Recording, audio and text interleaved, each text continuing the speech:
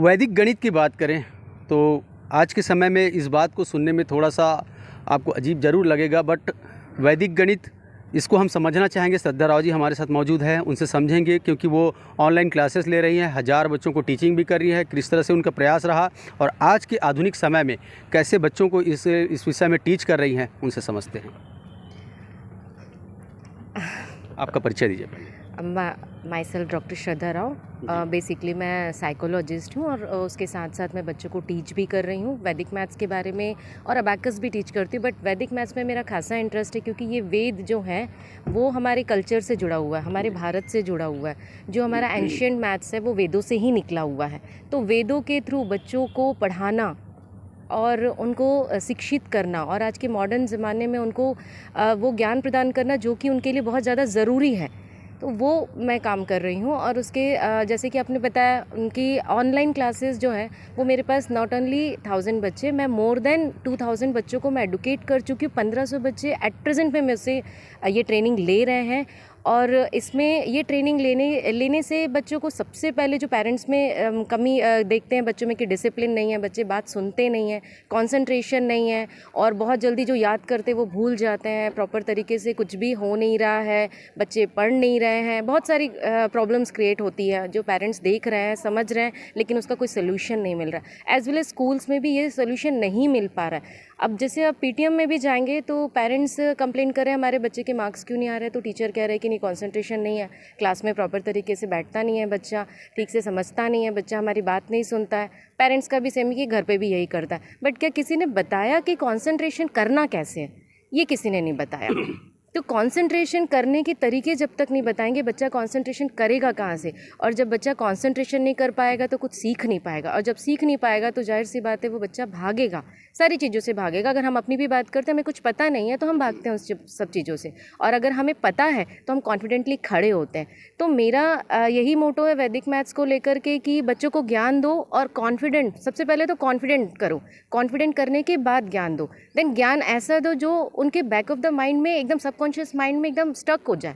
ऐसा नहीं कि बस आज पढ़ाए, रट्टा मार दिए, देन उसके बाद कल भूल गए, क्योंकि रटी हुई चीज़ें ज़्यादा देर तक दिमाग में नहीं रहती। श्रद्धा जी, मैं चाहता हूँ कि एक बार आप एक्सप्लेन करें कि वैदिक गणित है क्या। वैदिक गणित इसमें ये हमारा एंशियंट मैथ्स है जो कि प्राचीन जो वेद हमारे जो संत ऋषि मुनि थे इस चीज़ को अप्लाई करते थे, बच्चों को ज्ञान देते थे।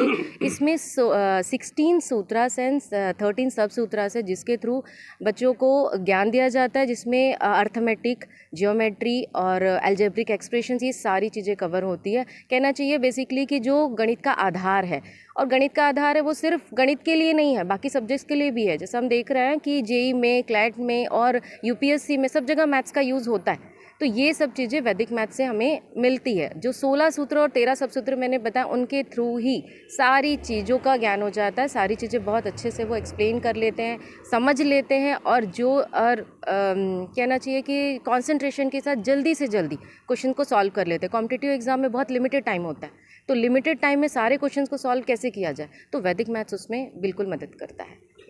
इसका आइडिया आपको कैसे आया और अभी इसकी शुरुआत आपने कब से की, कैसे की?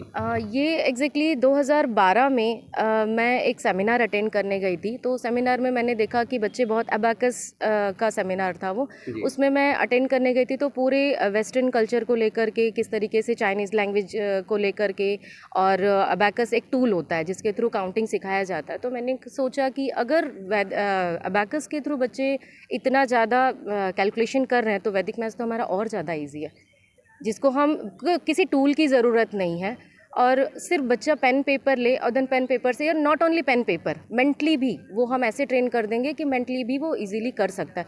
तो मुझे 2012 में जब मैंने एक सेमिनार अटेंड किया था तो वहाँ मुझे लगा कि नहीं, हमारे बच्चों को वैदिक मैथ्स के बारे में थोड़ा अवेयर करना चाहिए, जिसे पेरेंट्स को भी नहीं पता है और भी लोगों को कुछ भी नहीं पता वैदिक मैथ्स के बारे में। और बड़े दुख की बात है कि वैदिक मैथ्स हमारे भारत से ही निकला है।